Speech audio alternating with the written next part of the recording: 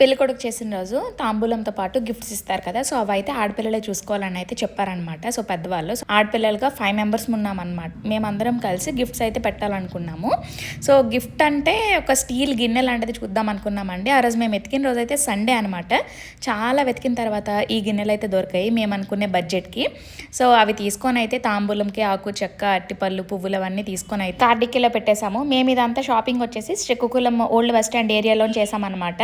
ఈ ఏరియా అంతాను మేము చిన్నప్పుడు ఎప్పుడు తిరిగిన ఏరియాయే, అందుకని చెప్పి డిక్కీలో సామాన్లు పెట్టేసిన తర్వాత అలా తిరిగామన్నమాట. కొంచెం కొంచెం దగ్గర ఫుడ్ ఐటమ్స్ బాగుంటాయి, కొన్ని దగ్గరలో బట్టలు బాగుంటాయి అని చెప్పి అయితే అలా షాపింగ్కి తిరుగుతూ ఉన్నాం అనమాట. సో చాలా ఇయర్స్ తర్వాత ఇటువైపు వచ్చాము, సో అందుకని చెప్పి అలా తిరుగుతున్నాము.